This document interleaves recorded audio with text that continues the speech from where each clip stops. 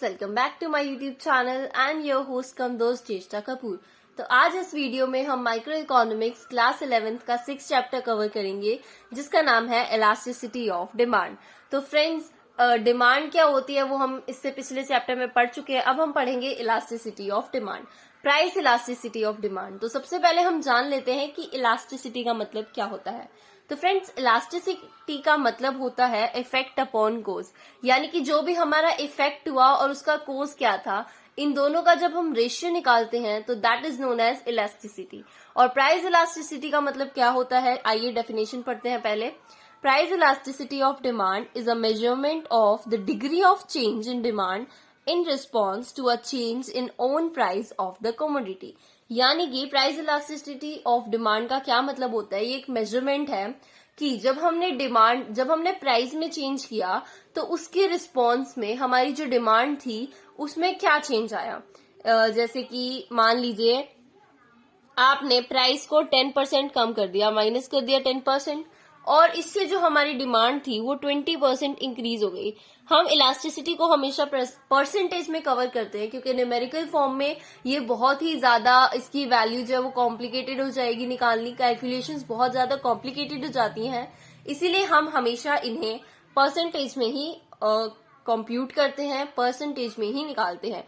तो जब हमने 10% प्राइस डिक्रीज किया तो उससे हमारी 20% डिमांड इंक्रीज होगी। देखिए कॉज क्या था, 10% डिमांड कम की तो कॉज नीचे, और इससे इफेक्ट क्या पड़ा, इफेक्ट हमेशा ऊपर कि हमारी 20% डिमांड इंक्रीज हो गई।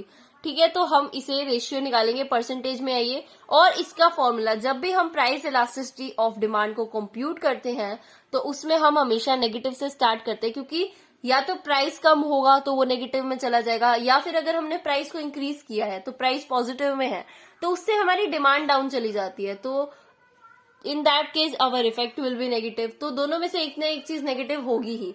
लेकिन जब हम price elasticity of demand compute कर रहे हैं तो वो हमें उसे पॉजिटिव में चाहिए। जब हम उसे पॉजिटिव में चाहते हैं तो हम उसके साथ एक नेगेटिव साइन इंक्लूड कर देते हैं, जिससे कि देखिए नेगेटिव इंटू नेगेटिव पॉजिटिव बन जाता है। और 20/10 दैट इज 2, यानी कि हमारी जो प्राइस इलास्टिसिटी ऑफ डिमांड है, जो भी मैंने एग्जांपल लिया उसमें क्या है, 2 है। चलिए इसका फॉर्मूला देखते हैं। वैसे मैंने अभी आपको बता ही दिया है, पर जो इसका बुक में फॉर्मूला गिवन है वो क्या है, price elasticity of demand for a commodity. तो ये इसका सिंबल होता है इलास्टिसिटी ऑफ डिमांड का, दैट इज नेगेटिव। मैंने आपको भी बताया कि हम नेगेटिव साइन का यूज क्यों करते हैं। Percentage change in quantity demanded upon percentage change in price, यानी कि परसेंटेज जितना प्राइस में हमने चेंज किया, अब या तो हम प्राइस को कम करेंगे या ज्यादा करेंगे परसेंटेज में, या तो 10% कम करेंगे या कुछ इंक्रीज परसेंट में इंक्रीज कर देंगे, तो नेगेटिव या पॉजिटिव में आएगा। और अगर ये नेगेटिव जा रहा है तो हमारी जो डिमांड है, अब हम प्राइस डाउन करेंगे तो हमारी डिमांड इंक्रीज होगी, है ना। हम सब ये पढ़ चुके हैं हमारे लास्ट चैप्टर में, दैट इज डिमांड। उसमें हम ये पढ़ चुके हैं लॉ ऑफ डिमांड की जब भी हमारा जो प्राइस है वो इंक्रीज करता है तो डिमांड डाउन जाती है, और जब भी हमारा प्राइस डाउन जाता है तो जो डिमांड है वो इंक्रीज करती है। तो फ्रेंड्स, जब अब मान लीजिए प्राइस हमारा इंक्रीज कर रहा है तो इट विल बी पॉजिटिव, और इस केस में जो हमारी डिमांड है वो नेगेटिव हो जाएगी क्योंकि वो डाउन जाएगी। वहीं जब हमारा प्राइस डाउन जा रहा है तो नेगेटिव है, वहीं जब प्राइस नेगेटिव है तो डिमांड क्या हो जाएगी, पॉजिटिव हो जाएगी। तो इन दोनों का इनवर्स रिलेशनशिप होता है, और इसीलिए हम यहाँ नेगेटिव साइन का यूज करते हैं ताकि जो हमारा आंसर है वो हमें पॉजिटिव में मिल सके। और इसका एक मैथमेटिकल फॉर्मूला और है, वो क्या है, माइनस। माइनस हम इसमें यूज करते ही करते हैं क्योंकि हमें पॉजिटिव चाहिए होता है साइन। P अपॉन क्यू, यानी कि प्राइस उस कॉमोडिटी का क्या है, अपॉन डिमांड कितनी है, इनटू में delta Q by delta P, यानी प्राइस चेंज करने के बाद और डिमांड चेंज होने के बाद डेल्टा क्यू का मतलब क्या होता है, जो हमारी नई डिमांड है। डेल्टा क्यू का मतलब होता है Q1 माइनस क्यू, यानी जो हमारी नई डिमांड है और पुरानी डिमांड है उन दोनों का डिफरेंस, यानी कि प्राइस चेंज करने से पहले क्या डिमांड थी और प्राइस चेंज करने के बाद डिमांड क्या हो गई, उन दोनों का difference. It can be negative और पॉजिटिव। और उसके बाद delta P, it is P1 minus P, यानी कि प्राइस पहले क्या था और चेंज करने के बाद क्या है, उन दोनों का डिफरेंस। सो ये हमारा फॉर्मूला होता है इलास्टिसिटी ऑफ डिमांड का। उसको मेजर करने का। अब इसके कुछ डिस्टिंक्ट सिचुएशंस है जो हम ग्राफिकली करते हैं, ग्राफ तो नहीं लेकिन हाँ इसके क्वेश्चंस एक एक मार्क्स में आ सकते हैं कि जब इलास्टिसिटी इन्फिनिटी होती है तो क्या होता है, जब इलास्टिसिटी इक्वल्स टू 1 होती है तो हमारा कर्व कैसा बनता है, तो हमारा ग्राफ कैसा बनता है। तो आइए अब हम इसको पढ़ते हैं। सबसे पहले आता है horizontal straight line demand curve. ये कब बनता है, जब हमारी इलास्टिसिटी ऑफ डिमांड जो है वो इन्फिनिटी होती है। अब कैसे बनेगा, इलास्टिसिटी ऑफ डिमांड इन्फिनिटी कब होगी, या इसे हम ग्राफ के थ्रू ही समझ लेते हैं। देखिए यहाँ पे प्राइस हमारा कांस्टेंट है और डिमांड जो है हमारी बढ़ती जा रही है, क्वांटिटी डिमांडेड बढ़ती जा रही है, तो प्राइस तो कांस्टेंट है, प्राइस में हमने कोई चेंज किया, प्राइस नीचे आता है परसेंटेज चेंज, प्राइस में 0 चेंज है। अब क्वांटिटी ऑफ डिमांड बढ़ती जा रही है तो कुछ भी एक्स मान लीजिए हम एक्स परसेंटेज क्वांटिटी इंक्रीज हो रही है। अब हमने प्राइस में तो कोई चेंज किया ही नहीं है, सो कुछ भी एक्स अपॉन इन्फिनिटी जो होता है, एक्स अपॉन 0 होता है एक्स अपॉन 0 जो होता है वो किसके इक्वल होता है, इन्फिनिटी। जब भी हम किसी चीज को 0 से डिवाइड करते हैं except 0 where x is not equals to 0, तो इन दैट केस जो हमारा आंसर होता है वो इन्फिनिटी होता है। तो अब यहाँ पे हमारी जो डिमांड है, इलास्टिसिटी है, वो इक्वल्स टू इन्फिनिटी आ गई, और इस ग्राफ को हम परफेक्टली इलास्टिक डिमांड कहते हैं, यानी this is our perfectly elastic demand. चलिए अब आगे बढ़ते हैं। तो फ्रेंड्स अब आता है हमारा vertical straight line demand curve, यानी कि जब डिमांड जो है, इलास्टिसिटी है जो हमारी, वो इक्वल्स टू 0 होती है। और ये कब 0 होती है, अब देखिए हमारा जो प्राइस है, इसमें देखिए ग्राफ में प्राइस जो है हमारा कॉन्स्टेंटली बढ़ता ही जा रहा है, कॉन्टिन्यूसली बढ़ रहा है। पहले 2 था, फिर 4 हो गया, फिर 6 हो गया, इट इज इंक्रीजिंग। लेकिन जो हमारी डिमांड है वो फिर भी सेम है। प्राइस 2 था तब भी डिमांड 4 थी, प्राइस 4 है तब भी डिमांड 4 है, और जब हमारा प्राइस 6 था तब भी डिमांड 4 है। तो इस केस में क्या होगा, अब इस केस में प्राइस तो हमारा इंक्रीज कर रहा है, मान लीजिए एक्स परसेंटेज में इंक्रीज कर रहा है, लेकिन जो हमारी डिमांड है वो इंक्रीज नहीं कर रही, डिमांड में कोई भी चेंज नहीं आ रहा, तो 0। अब इन केस 0, जब हमारा न्यूमिनेटर 0 होता है तब हमारा जो आंसर होता है वो 0 आ जाता है। तो यहाँ पे हमारी इलास्टिसिटी है जो वो इक्वल्स टू 0 आएगी, और इसे हम कहते हैं परफेक्टली इनइलास्टिक डिमांड। और ये मोस्टली जो हमारी डेली नीड्स होती है उनके केस में होती है। जैसे मान लीजिए सॉल्ट है, अब सॉल्ट है, चाहे उसका प्राइस अप जाए चाहे डाउन जाए, नमक हमारी डेली नीड्स में आता है, और ऐसा भी नहीं है कि प्राइस बिल्कुल डाउन चले गए तो हम बहुत सारा नमक खाने लग जाएंगे, या प्राइस बहुत ज्यादा अप हो गए तो हम नमक खाना बंद कर देंगे, क्योंकि नमक हमारी बॉडी के लिए जरूरी भी होता है, और नमक एक ऐसी चीज है जो हर एक पर्सन यूज करता है। तो उसकी जो डिमांड होती है वो इनइलास्टिक होती है, यानी कि उसका प्राइस से कोई रिलेशन नहीं होता, प्राइस चाहे बढ़े चाहे डाउन जाए, डिमांड जो उसकी है वो समान ही रहती है। अब हमारा आता है रेक्टेंगुलर हाइपरबोला डिमांड कर्व, और ये किस केस में बनता है, जब हमारी इलास्टिसिटी ऑफ डिमांड जो होती है वो 1 होती है। यानी कि इलास्टिसिटी ऑफ डिमांड 1 कब होगी, जब जितनी हमने प्राइस डाउन किया उतने ही डिमांड में इंक्रीज हो गया। मान लीजिए हमने जो रेट्स हैं वो आधे कर दिए, 50% प्राइस कम कर दिया, उससे हमारी जो डिमांड थी वो 50% इंक्रीज हो गई। ठीक है, तो इस केस में ये माइनस तो हमने लगाना ही होता है, तो माइनस से माइनस कैंसिल हो जाएगा, और 50/51। तो इस केस में जो हमारा डिमांड कब होता है वो एक हाइपरबोला की शेप में बनता है, और इस केस में जो हमारी इलास्टिसिटी ऑफ डिमांड होता है वो इज इक्वल्स टू 1 होता है। ठीक है फ्रेंड्स, और इसे हम कहते हैं परफेक्टली इलास्टिक तो नहीं कह सकते, परफेक्टली इलास्टिक वो इन्फिनिटी के केस में कहते हैं। It is an elastic demand, या elasticity of demand is equals to unitary भी कहते हैं हम इसे। अब देखिए आगे कुछ हमने लिखा हुआ है, कुछ अलग सिचुएशंस। जब हमारी elasticity of demand greater than unitary होती है, ग्रेटर देन 1 होती है, उस केस में डिमांड जो है वो इलास्टिक होती है। डिमांड इलास्टिक का मतलब है कि हम प्राइस चेंज करेंगे तो डिमांड में काफी चेंज आएगा, और elasticity of demand less than unitary, less than 1 है। ये अभी मैंने बताया कि लेस देन 1 है, तो यानी कि 0 भी हो सकती है और 0 से कम भी हो सकती है।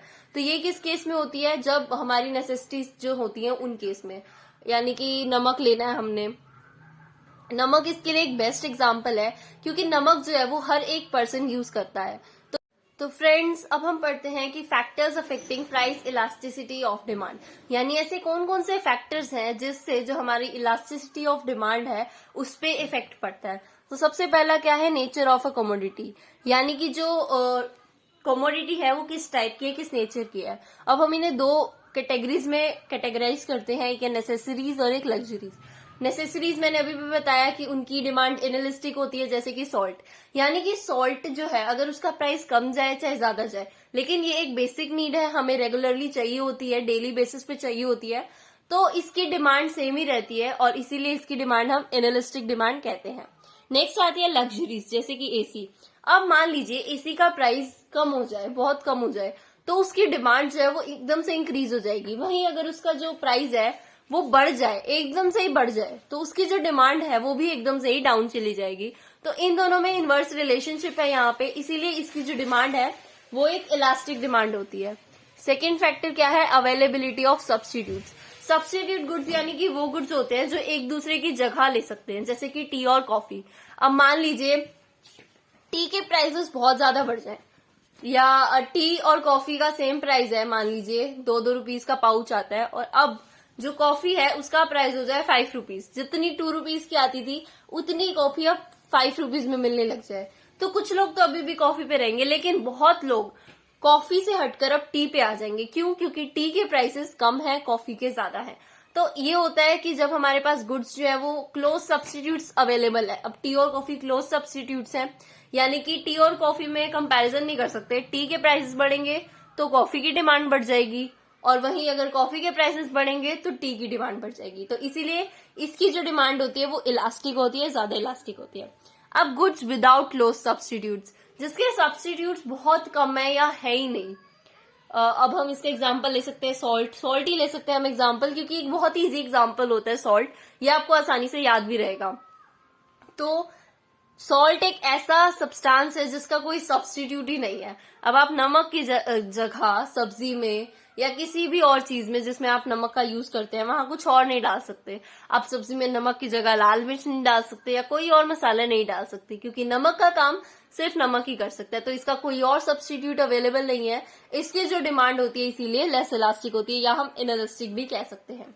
अब आता है मल्टीपल यूजेस, हमारा नेक्स्ट फैक्टर, यानी कि जिस गुड के मल्टीपल यूजेस है, जैसे कि मिल्क को आप बहुत चीजों में यूज कर सकते हो। मिल्क से आप पनीर बना सकते हो, घी बना सकते हो, खीर बना सकते हो, और भी बहुत कुछ आप बना सकते हो दूध से। तो उसकी डिमांड इलास्टिक होती है। जिस भी गुड्स हैविंग मल्टीपल यूजेस, जिन भी गुड्स के मल्टीपल यूजेस होते हैं उनकी जो डिमांड होती है वो इलास्टिक होती है। नेक्स्ट फैक्टर जो है वो है हमारा पोस्टपोनमेंट ऑफ यूज, यानी कि जिस चीज की डिमांड को हम पोस्टपोन कर सकते हैं। अब मान लीजिए आपने एक स्कूटी लेनी है, लेकिन आपको पता चल गया कि उसका इन फ्यूचर या 2-3 दिन बाद या 2-3 महीने बाद उसका जो प्राइस है वो कम होने वाला है, तो हम इसकी डिमांड पोस्टपोन कर सकते हैं, उस टाइम हम ले लेंगे।